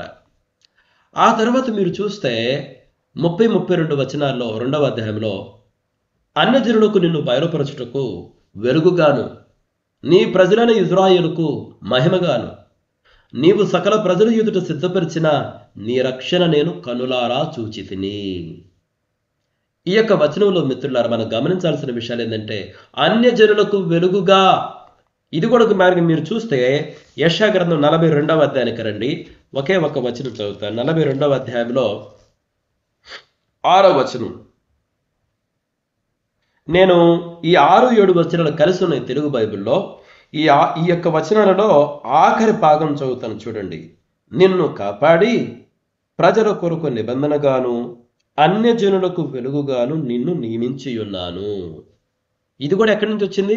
యెషయా గ్రంథంలో ఉన్నటువంటి ప్రవచనం మిత్రులారా. ఆ తర్వాత మీరు 49వ అధ్యాయం చూడండి. 49వ అధ్యాయంలో 6వ వచనం చూడండి. 49వ అధ్యాయంలో 6వ వచనం చూడండి. నేను మధ్యలో నుంచి చదువుతున్నాను. భూదిగంతముల వరకు నేను కలుగుజేయు రక్షణకు సాధనమగుటకై అన్యజనులకు వెలుగై ఉండునట్లు నేను నియమించి ఉన్నాను. ఈ సుమయోను అన్నటువంటి భక్తుడు ఆయన ఉపయోగించిన భాష అంతా కూడా యెషయా గ్రంథము నుండే ఉపయోగించాడు. అంటే యెషయా గ్రంథములో దేవుడు యెషయా ప్రవక్త ద్వారా ఏమేమి ప్రవచించాడో అంటే పలికాడో వాటితోటి సుమయోను తన హృదయాన్ని నింపుకొని లేఖనానుసారమైనటువంటి మనిషిగా ఉన్నాడు. సుమయోను అన్నటువంటి వ్యక్తి లేఖనానుసారమైన మనిషి. మనం ఈ తరంలో ఎలా ఉన్నాము? మనం ఇంకా కొట్టమిట్టాడుతున్నామా లోక సంబంధమైనటువంటి విషయాల కొరకు? మనం పొద్దున్నేసి వాక్యం చదువుతాం కానీ ఆ వాక్యాన్ని మన హృదయంలో నింపుకొని దేవుని చిత్త విషయమై ఆకలి దప్పులు కలిగినటువంటి వారిగా ఉండాలి. ఈ సుమయోను అన్నటువంటి వ్యక్తి అటువంటి మనిషి. ఆయన మాట్లాడినటువంటి మాటలు కానీ ఆయన ఆశ కానీ ఆయన ఆఖరి దప్పిక కానీ అంతా కూడా దేవుడు ఏం పలికాడు ప్రవక్తల ద్వారా దాని కొరకు ఎదురు చూస్తూ ఉన్నాడు. ఇజ్రాయేలు ప్రజల యొక్క ఆదరణ కొరకు ఎదురు చూస్తూ ఉన్నాడు. దేవుని ఆత్మవశుడై ఉన్నాడు. దేవునితో నడిపింపబడుతూ ఉన్నాడు. ఎలా నడిపింపబడుతున్నాడంటే దేవుని విషయాలే ఈయన విషయాలు, దేవుని చిత్తమే ఈయన చిత్తము, దేవుని ఆశే ఈయన ఆశ. మరి మన చిత్తం ఏంటి? మన ఆశ ఏంటి? మన విషయాలేంటి? ఈ సుమయోను అన్నటువంటి వ్యక్తి గురించి మనం చాలా విషయాలు నేర్చుకోవాలి మిత్రులారా. కాబట్టి ఈయన ఈ అన్యజనులకు వెలుగు అని చెప్తున్నాడు. అంటే యేసుక్రీస్తు ప్రభువారు కేవలం ఇజ్రాయేలు ప్రజలకే కాదు, లోకమంతటికి, సర్వలోకమంతటికి కూడా ఆయన వెలుగు. ఆ తర్వాత చూడండి, నీ ప్రజలైన ఇజ్రాయేలులకు మహిమ. ఎవరు ఇజ్రాయేలుకు మహిమ? మెస్సియా. అంటే చెప్తున్నాడు ఈయన మెస్సియా. ఇజ్రాయేలు ప్రజలు ఎదురు చూస్తున్నటువంటి మెస్సియా ఈయనే. ఈయన కేవలం ఇజ్రాయేలుకే కాదు అన్యజనులకు కూడా వెలుగు. అందుకని ఆ 31వ వచనంలో సకల ప్రజల యొక్క రక్షణ గురించి మాట్లాడతాడు. మిత్రులారా, దేవుడు అనాది కాలం నుంచి స్పష్టంగా తెలియజేస్తూ వస్తున్నాడు. రక్షణ అన్నటువంటిది కేవలం ఇజ్రాయేలు ప్రజలకే కాదు, ఈ లోకములో ఉన్నటువంటి ప్రతి జనాంగానికి కూడా. యేసుక్రీస్తు ప్రభువారు కేవలం ఇజ్రాయేలు ప్రజల కొరకు అనుకుంటుంది పొరపాటు మిత్రులారా. అనాది కాలము నుంచి స్పష్టంగా తెలియజేస్తున్నాడు. ఆ తర్వాత అపోస్తల కార్య గ్రంథంలో ఇదే మనకు చూసేది. దేవుడు పేతురుకు ఒక దర్శనం ఇస్తాడా? ఒక దుప్పటి వంటి ఒక పాత్ర ఆకాశం నుంచి కిందకి దిగటం. ఆ దర్శన భావం ఏంటి? కొర్నేలి ఇంటిలో సువార్త భావం ఏంటి? తర్వాత పౌలు యొక్క పిలుపు ఏంటి? అంటే ఆ అపోస్తల కార్య గ్రంథములో ఏమి జరగబోతుందో దానిని ముందుగానే సుమయోను అనేటువంటి ప్రవక్తని ఇక్కడ ఉచ్చరించాడు, చెప్పాడు. ఫోర్ టేస్ట్ అనమాట. సో అపోస్తల కార్య గ్రంథంలో ఏమి జరగబోతుందో దానంతటి విషయం ముందర ఇక్కడే జరిగిపోయింది. సుమయోను అన్నటువంటి వ్యక్తి చాలా ఇంపార్టెంట్ వ్యక్తి మిత్రులారా. ఆ తర్వాత మీరు గమనించండి, మరియమ్మకు ఒక ప్రవచనం కూడా ఇచ్చాడు ఈయన. మీరు కానీ 34-35 వచనాలు చూస్తే, ఇదిగో అనేక హృదయాలోచనలు బయలుపడినట్లు ఇజ్రాయేలులో అనేకులు పడుటకును తిరిగి లేచుటకును వివాదాస్పదమైన గుర్తుగా ఈయన నియమింపబడి ఉన్నాడు. మరియు నీ హృదయంలోనికి ఒక ఖడ్గము దూసుకుని పోవునని ఆయన తల్లి అయిన మరియతో చెప్పెను. ఇది 34-35 వచనాల్లో ఉంది. చూడండి, పడుటకును తిరిగి లేచుటకును. మీరు కానీ యెషయా గ్రంథానికి రండి. యెషయా గ్రంథంలో 8వ అధ్యాయము 14-15 వచనాలు నేను చదువుతున్నాను చూడండి. అయితే ఆయన ఇజ్రాయేలు యొక్క 2 కుటుంబములకు తగులు రాయిగాను అభ్యంతరము కలిగించు బండగాను యెరూషలేము నివాసులకు బోనుగాను చిక్కువలగాను ఉండును. అనేకులు వాటికి తగిలి తొట్టిల్లుచు పడి కాళ్ళు చేతులు విరిగి చిక్కుబడి పట్టబడుదురు. ఈ ప్రమాణ వాక్యమును కట్టుము, ఈ బోధను ముద్రించిన శిష్యులకు అప్పగింపుము. చూడండి ఎటువంటి మాటలో. అంటే ఈయన పరిచర్య, ఈయన అసలు ఎలా ఉంటాడు? ఒక చిక్కు బోనుగా ఉంటాడంట, ఒక వలగా ఉంటాడంట, ఒక బండగా ఉంటాడంట. అంటే అభ్యంతరం, అంత అభ్యంతరం కలిగించే బండ, ఒక తగులు రాయిగా ఉంటాడంట. అర్థమైందా? కాబట్టి సుమయోను భక్తుడు యోషియా ప్రవచనాలను ఎంతగా ధ్యానించాడో, మనము ఎంతగా జీర్ణించుకున్నాడో మనం గ్రహించాలి మిత్రులారా. కాబట్టి యేసుక్రీస్తు ప్రభువారి పరిచర్య ఎప్పుడు కూడా ఒక డివిజన్ను తీసుకొస్తుంది అన్నటువంటి విషయాన్ని మనం జ్ఞాపకం చేసుకోవాలి మిత్రులారా. వివాదాస్పదమైన గుర్తంట. వివాదాస్పదం అంటే ఎప్పుడు ఆయన బట్టి విభజన అనేటువంటిది. మీరు చూడండి, అందుకని యేసుక్రీస్తు ప్రభువారి గురించి లూకాసు వార్త 12వ అధ్యాయంలో ఒక మాట ఉంటుంది. దాన్ని కూడా చదువుదాం. చూడండి, లూకాసు వార్త 12వ అధ్యాయము 51, 53 వచనాలు మనం చదువుతాము. నేను భూమి మీద సమాధానము కలుగు చేయవచ్చితునని మీరు తలంచుచున్నారా? కాదు, భేదమనే కలుగు చేయవచ్చితునని మీతో చెప్పుచున్నాను. ఇప్పటి నుండి ఒక ఇంటిలో 5 వేరుపడి, ఇద్దరికి విరోధముగా 3, ముగ్గురికి విరోధముగా 2 ఉందురు. తండ్రి కుమారునికిని, కుమారుడు తండ్రికిని, తల్లి కుమార్తెకును, కుమార్తె తల్లికిని, అత్త కోడలికిని, కోడలు అత్తకును విరోధులుగా ఉందురని చెప్పాను. యేసుక్రీస్తు ప్రభువు పరిచర్య యెషయా గ్రంథములో చక్కగా ప్రవచించారు. ఇప్పుడు సుమయోను ప్రవక్త స్పష్టంగా ఈయన పరిచర్య ఏందో చెప్తున్నాడు. ఈయన పరిచర్య ఎలా ఉంటుంది మిత్రులారా? అందుకనే మన పరిచర్య ఎప్పుడు కూడా, మన పరిచర్యలో ఎక్కడికి పోయినా జేజేలు పొరుగుతారు అనుకోవద్దు. జనాలు మనకు రెడ్ కార్పెట్ వేసి ఆహ్వానిస్తారు అనుకోవద్దు. విభజన ఉంటుంది, వివాదం ఉంటుంది మిత్రులారా. ఎందుకంటే యేసుక్రీస్తు ప్రభు గారి గురించినటువంటి సత్యము జనాలను విభజిస్తుంది. చీకటికి వెలుగుకు ఒక విభజన ఉంటుంది. ఆత్మకార్యమునకు శరీర కార్యమునకు ఒక విభజన ఉంటుంది. పైనుండి వచ్చిన వాడు చెప్పే విషయాలకు, భూలోకమందున్న వారు చెప్పే విషయాలకు ఒక విభజన ఉంటుంది. ఈ విభజనే మనకు యోహాను సువార్తలో చాలా స్పష్టంగా చెప్పబడింది. కాబట్టి యేసుక్రీస్తు ప్రభువారు వివాదాస్పదమైనటువంటి గుర్తుగా ఉంటారు. ఆ తర్వాత చూడండి, నీ హృదయములోనికి ఒక ఖడ్గము దూసుకొని పోవను. ఇది యేసుక్రీస్తు ప్రభు యొక్క శిలువ కార్యాన్ని సూచిస్తుంది. అంటే యేసుక్రీస్తు ప్రభు యొక్క పరిచర్య గురించి, ఆయన మరణము గురించి, ఆయన ద్వారా కలుగబో రక్షణ గురించి, ఆయన ఇజ్రాయేలు ప్రజలకు మహిమని, అన్ని జనులకు వెలుగని సంపూర్ణమైనటువంటి సువార్తను 2-3 మాటల్లో చెప్పాడండి ఈ సుమయోను అన్నటువంటి ప్రవక్త. నిజంగా ఇతడు ప్రవక్త, నిజముగా ఇతడు దేవుని ఆత్మతో పట్టబడి ఉన్నటువంటి వ్యక్తి, దేవుని ఆత్మ వశుడై ఉన్నటువంటి వ్యక్తి. ఈయన మాటలను బట్టి మనం చెప్పొచ్చు ఇప్పుడు నిజముగా ఇతడు ఒక ప్రవక్త మిత్రులారా. రైట్. ఆ తర్వాత చూడండి, అయితే థియలాజికల్గా అంటే దైవశాస్త్ర పరంగా, అంటే దేవుని దృక్పథంలో చూసినప్పుడు ఈ వ్యక్తి యొక్క ప్రాముఖ్యత ఏందో చూడండి. సుమయోను ప్రవక్త యొక్క, ఈ మనిషి యొక్క ప్రాముఖ్యతను గమనించాలి. మొట్టమొదటిది, ఇతడు ఒక వారధి వంటి వ్యక్తి అండి. ఒక బ్రిడ్జ్ అనమాట. దేనికి బ్రిడ్జి? ఒక పాత యుగానికి, ఒక కొత్త యుగానికి. పాత యుగం ఏంటి? ఆ యుగము ఇజ్రాయేలు యొక్క ప్రజల ఆదరణ కొరకు ఎదురు చూస్తూ ఉన్నటువంటి యుగం. మెస్సియా వస్తాడని ఎదురు చూస్తూ ఉన్నటువంటి యుగం. కానీ ఇప్పుడు సుమయోనైతే యెరూషలేములో దేవాలయంలో 40 రోజుల వయస్సు ఉన్నటువంటి పసికందు అయినటువంటి యేసుక్రీస్తు ప్రభువుని ఎత్తుకొని ఒక నూతన యుగాన్ని ప్రకటిస్తున్నాడు. నాదా, ఇప్పటి వరకు మేము ఎదురు చూస్తూ ఉన్నాము ఆదరణ కొరకు. ఆ ఆదరణ వచ్చింది, ఆ మెస్సియా వచ్చాడు, ఆ రక్షణ వచ్చింది. ఇదిగో ఒక కొత్త యుగం ప్రారంభం కాబోతుంది. అది పరిశుద్ధాత్మ యుగము. అర్థమైందా మీకు? ఒక పాత యుగం యొక్క ముగింపు, ఒక కొత్త యుగం యొక్క ప్రారంభాన్ని ఇతడు ప్రకటిస్తున్నాడు.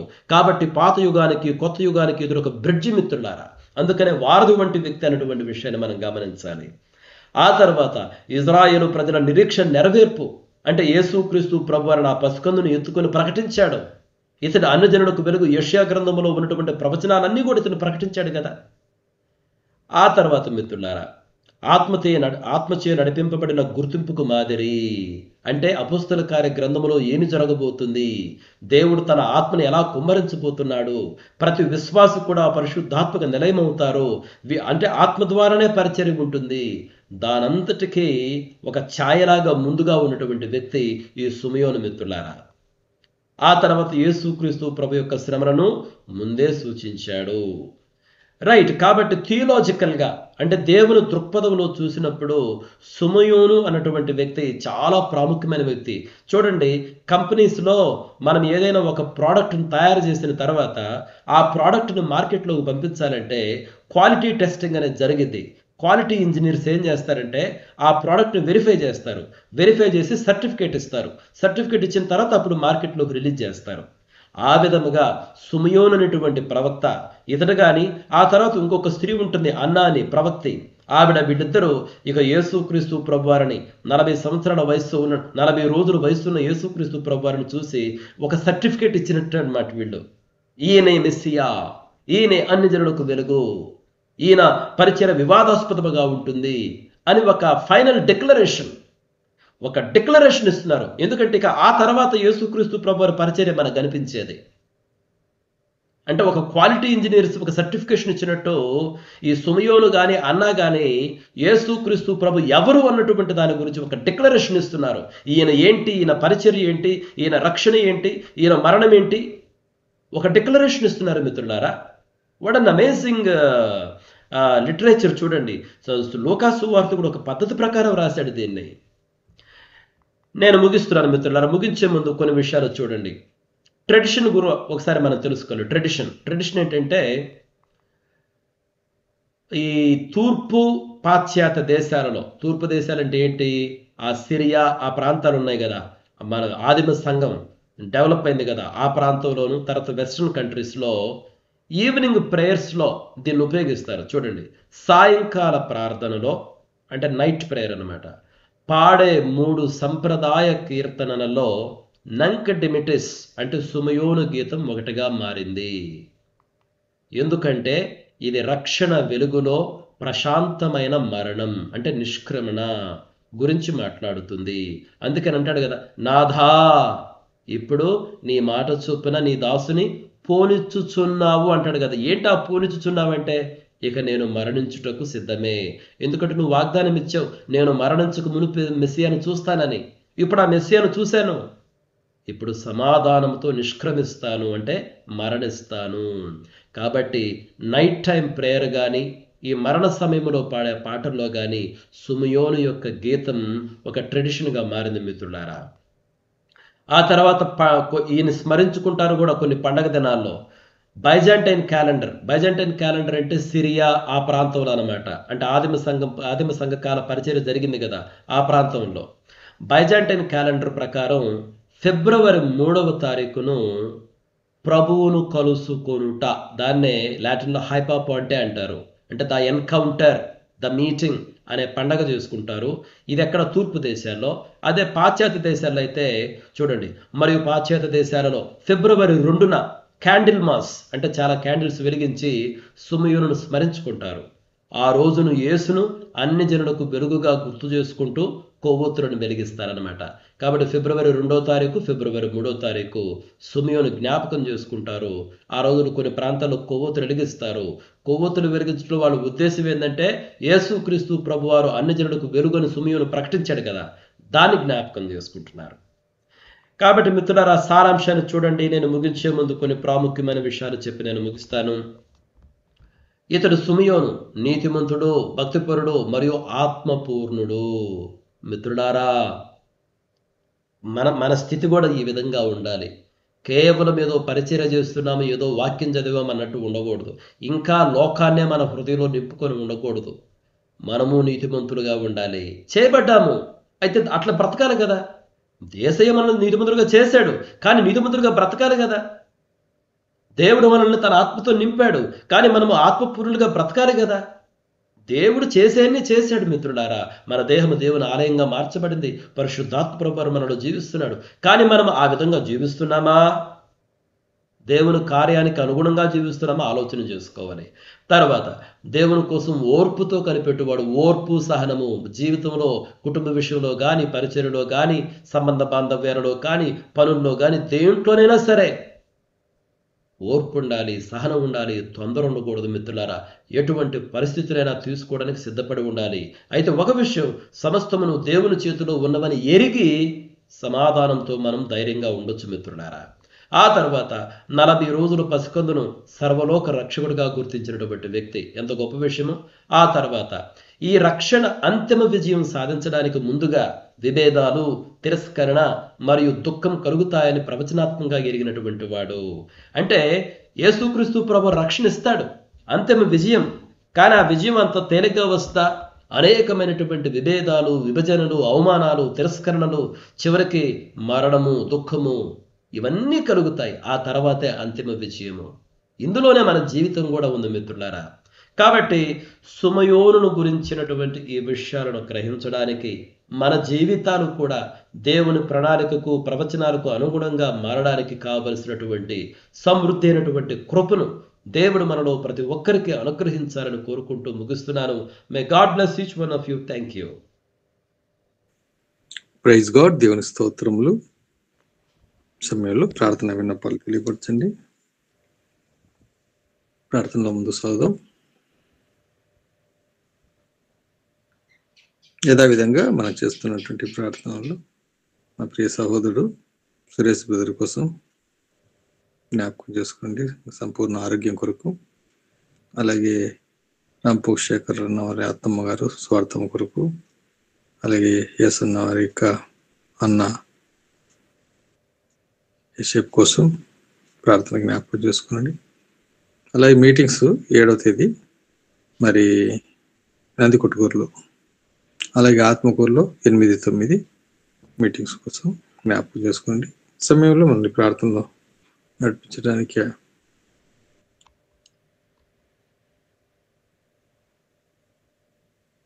జనార్దన్ గారు ప్రార్థన చేస్తారు. సార్ ప్రైజ్ లాడ్ సార్, ప్రార్థన చేసుకోండి. Praise lord sir. Suresh sir ఎలా ఉన్నారు సార్? ఈరోజు చెకప్ ఉంది సార్, హాస్పిటల్కి వెళ్తున్నా సార్. ఇంకోటి ముఖ్యంగా ఏమంటే 3 days నుంచి అలర్జీ ఫుల్ ఉంది సార్, బాడీ అంతా పైత్యంలాగా మొత్తం వచ్చేసేసింది. అందుకే ప్రేయర్ పైన ఉండలేకపోయినా, చాలా ఇబ్బంది పెడుతుంది సార్. అదే సురేష్ కోసం కొద్దిగా అదే ఎలర్జీ ఎక్కువ ఉంది, విషయం జ్ఞాపకం చేసుకోండి. ఓకే సార్, చేయండి. పరిశుద్ధుడా, మహోన్నతుడా, మహాగణుడమైన మా ప్రియ పరలోకమందున మా తండ్రి, మీకు 1000 వందనాలు, స్తుతులు, స్తోత్రం చెల్లించడం నాయన. గొప్ప దేవుడో, గొప్ప తండ్రి నాయన. గడిచిన కాలం అంతే మమ్మల్ని కాచి కాపాడున్నారు ప్రభా. అందరిని బట్టి మిమ్మల్ని స్తుతిస్తున్నాం తండ్రి, గణపరుస్తున్నాం నాయన. ఇదిగో తండ్రి, రాత్రి కాలం మంచి నిద్రను అనుగ్రహించి తిరిగి ఉదయాన్నే ప్రభా నీ సన్నిధిలో మేమందరం ఈ విధంగా కలుసుకున్నట్టుకు నాయన మీరు ఇచ్చిన ఈ భాగ్యం బట్టి కూడా మిమ్మల్ని స్తుతిస్తున్నామయ్యా, గణపరుస్తున్నాం నాయన. గొప్ప దేవుడో, గొప్ప తండ్రి నాయన. మరి ముఖ్యంగా నాయన మేమందరం ఆరోగ్యంగా మంచిగా ఉన్నామంటే అదంతా నీ కృపయా. మమ్మల్ని పోషిస్తున్నవాడు, రక్షిస్తున్నవాడయా, మీకే స్తుతులు, స్తోత్రాలు చెల్లించడం తండ్రి. గొప్ప దేవ, మీకే స్తోత్రం, స్తోత్రం నాయన. ఇదిగో తండ్రి, ప్రతిదినము ఈ విధంగా తండ్రి నీ వాక్యంను లోతుగా ధ్యానించుకున్నట్టుకు నాయన మీరు సహాయం చేస్తున్నారు ప్రభా. లోకంలో వేటి కొరకు తండ్రి ఆలోచించకు నాయన ప్రభా, నీ యందు నీవు ఉన్నావని ప్రభా నిలిచి ఉండటకు నాయన మీరు చూపిస్తున్న వాక్యం మేడన ప్రభా తండ్రి, మేము కలిగినాయన ప్రభా, నిన్ను కలిగినాయన నీలో జీవించుటకు మాకు సహాయం దయచేయండి. గొప్ప దేవ, మీకే స్తోత్రం, స్తోత్రం నాయన. నీ చిత్తంలో నడిపించుకోండి. నీ సేవలో తండ్రి మేము నడువుటకు నాయన మాకు సహాయం దయచేయండి అయ్యా. అలాగే నాయన ప్రభా, మరి ముఖ్యంగా నాయన ఆత్మకూరులోనైనా 8-9 తారీఖులలో మీటింగ్స్ కొరకే తండ్రి మీరు సహాయం దయచేయండి నాయన. ప్రతిదీ నాయన మీరే దయచేయమని మీరు ముందుగా ఉండి నడిపించమని వేడుకొచ్చున్నాం తండ్రి. మీ కృప చూపండి నాయన, సహాయం దయచేయండి నాయన. అలాగే తండ్రి ప్రభా, నందికొట్కూరులో నాయన 7వ తారీఖు నాయన ప్రభా జరుగుపో మీటింగ్లోనూ మీరు కృప చూపండి. అన్నిటికీ మీరు సహాయం దయచేయమని మీ సన్నిధిలో ప్రార్థిస్తున్నాం నాయన. మీరే కృప చూపండి దేవా, సహాయం దయచేయండి నాయన. మరియు అలాగే నాయన డిసెంబర్ మాసం అంతే తండ్రి ప్రభా నీ సన్నిధిలో గడుపుచ్చు నాయన. ప్రార్థన మీటింగ్స్ అన్నింటినీ తండ్రి మీ సన్నిధిలో జ్ఞాపకం చేసుకుంటున్నాం ప్రభా. ప్రతి మీటింగ్ విషయంలో మీరు కృప చూపండి. మీకు మహిమకరంగా మేము నడున్నట్లు ఆ మీటింగ్స్ అన్నిటి మహిమకరంగా జరిపించుకోమని వేడుకొంటున్నాం తండ్రి. అలాగే నాయన ప్రభా, మరి ముఖ్యంగానైనా సురేష్ బ్రదర్ జ్ఞాపకం చేసుకున్నైనా మా సహోదరులు తండ్రి కాళ్ళను ముట్టండి, స్వస్థపరచండి అయినా. మరి అలాగే తండ్రి ఒళ్ళంతా నొప్పులు అలాగే అలర్జీ వచ్చిందని చెప్తున్నాడు ప్రభా. కృప చూపండి, మంచి ఆరోగ్యం దయచేయమని ప్రభా నేను వేడుకొంచున్నాం తండ్రి. నీ పరిచర్యలో బలంగా వాడుకొనైనా మంచి ఆరోగ్యం ఇవ్వమని వేడుకొంచున్నాం తండ్రి. ఈ దినాన తండ్రి హాస్పిటల్కి వెళుతుండగా మీరు తోడుగొండినైనా మంచి ఆరోగ్యం దయచేసి నైనా బిడ్డను నీ సన్నిధిలో నిలబెట్టుకోమని ప్రభా నేను వేడుకొంచున్నామయ్యా. కృప చూపండి తండ్రి, సహాయం దయచేయండి అయ్యా.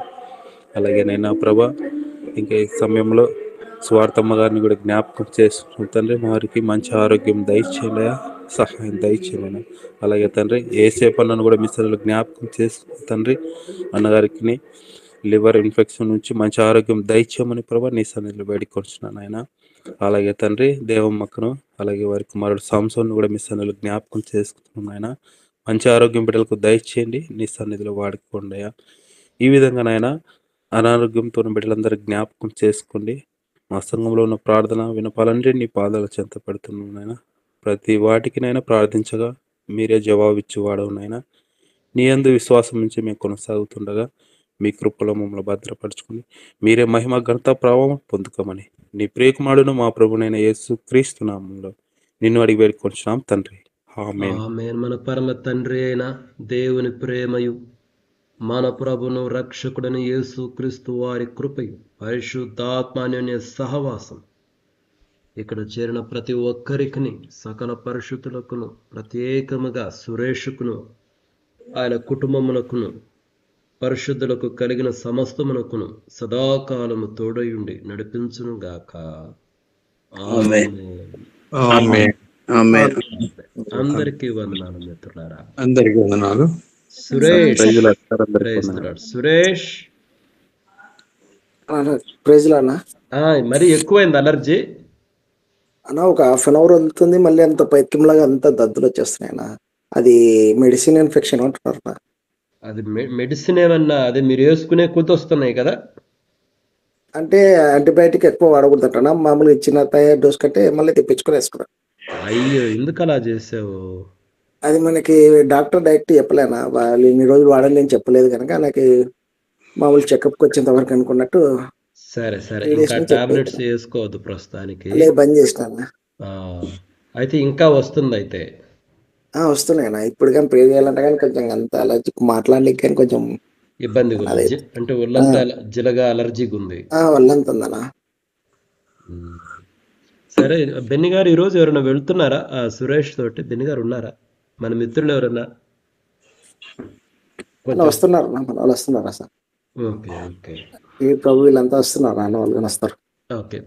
ఒక్కసారి మిత్రుల ప్రార్థన చేద్దాం సురేష్ కొరకు ప్రత్యేకంగా. అలానే అంగీకరించండి.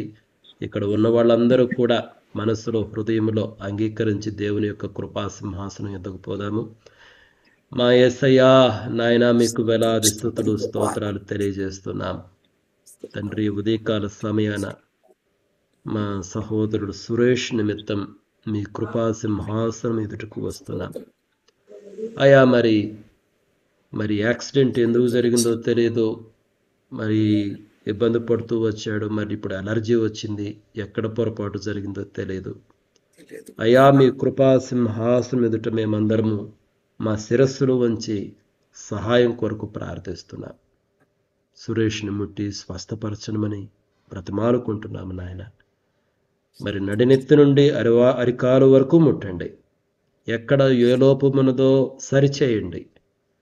త్వరగా ఆరోగ్యమును అనుగ్రహించమని ప్రార్థిస్తున్నాం నా తండ్రి. ఈ శ్రమలో ఈ దుఃఖములో మీరే తల్లివై తండ్రివై హత్తుకుని ఆదరించి బలపరచుమని ప్రార్థిస్తున్నాం. మీ లేఖనములతో సురేష్ను నింపుతున్నారు, మీ యందు విశ్వాసంతో నింపుతున్నారు అయా. మేము దూరంగా ఉన్నను, మీరైతే దూరంగా లేరు, మీరు దగ్గరగా ఉన్నారు. మీరు మీ ఒడిలోనే మీరు హత్తుకుని ఉన్నారని నమ్ముచున్నాం. మరి ఈరోజు నా ప్రభువా హాస్పిటల్కు వెళుచుండగా నాయన తీసుకుని పోవడంలో కానీ రావడంలో కానీ భద్రతను క్షేమాన్ని అనుగ్రహించమని ప్రార్థిస్తున్నాం. డాక్టర్ గారు కూడా చక్కగా అసలు సమస్య ఏంటో గుర్తించి నా ప్రభువా నాయన చక్కగా ట్రీట్ చేయుటకు సురేష్ యొక్క ఆరోగ్యం మరలా కుదుటపట్టుకు కృపను చూపించండి నాయన. ఒక నూతనమైనటువంటి వ్యక్తిగా మీరు చేయమని ప్రార్థిస్తున్నాం. మీ సేవలో వాడుకుని మనం ప్రార్థిస్తున్నాం. అభిషేకించమని ప్రార్థిస్తున్నాం. నా తండ్రి పునరుద్ధరించమని ప్రార్థిస్తున్నాం. ఉజ్జీవింపజేయమని ప్రార్థిస్తున్నాం. నా తండ్రి అతని యొక్క భవిష్యత్తు మీ కొరకు ఉండాలని, మీ సాక్షిగా ఉండాలని, అనేకులు ఎదుట నా ప్రభా ఆయా గ్రామాల్లో నిలబడి సువార్తను చెప్తూ వస్తున్నాడు. సాక్షిగా తన సాక్ష్యాన్ని పంచుకుంటూ వస్తున్నాడు. ఈ సాక్ష్యము కొనసాగాలని ప్రార్థిస్తున్నాం తండ్రి. తండ్రి మీ కృప కొరకు కనిపెట్టుకొనుచున్నాము. తండ్రి మీ సహాయమును జ్ఞాపకం చేసుకోండి. సురేష్ నడినెత్తిన నరకాల వరకు ముట్టి స్వస్థపరిచి బలపరిచి, నాయనా మీ సమాధానముతో నేను ఉన్నాను అని మీ వాగ్దానముతో బిడ్డను బలపరచండి. నేను ఒంటరివి కాదు, నేను ఉన్నాను అని తెలియజేయండి. నా ప్రభు ఆ కుటుంబాన్ని ఆదుకొనమని, బలపరచుమని, ముందుండి నడిపించమని, నాయన సమస్తము నీవై కాపాడుమని ఈ విన్నపములను, ఈ కృతజ్ఞతలను, స్తుతులను మా ప్రభును రక్షకుడని యేసు క్రీస్తు వారి అతి దివ్యమైన నామాన సమర్పించి వేడుకొనుచున్నాము తండ్రి. ఆమేన్. సురేష్ ధైర్యంగా ఉండు, ప్రభు బలపరుస్తాడు. ఈరోజు హాస్పిటల్కి వెళ్ళండి. వెళ్తున్నా. చెప్పు, డాక్టర్ గారికి చెప్పు, ఇచ్చిన దానికన్నా ఎక్కువ వాడానని విషయం. అది టాబ్లెట్స్ అయి ఉంటది నాకు తెలిసి. అవును, ఏదైనా లేకపోతే ఎక్స్పైర్ అయిన టాబ్లెట్ ఏమైనా వేసుకున్నావా? అది కూడా ఏం లేదన్నా. అది సరే, జాగ్రత్త. థ్యాంక్ యూ మిత్రులారా, అందరికీ నేను సాయంత్రం వస్తాను సురేష్ అటు కాలేజీ నుంచి. మిత్రులారా, ఎవరైనా సహాయం చేయగలిగిన వాళ్ళు ఉంటే హాస్పిటల్ తీసుకుంటే మన సురేష్కి సహాయం చేయండి. అందరికీ వందనాలు, అందరికీ వందనాలు. Praise the Lord. Praise the Lord sir. Thank you sir.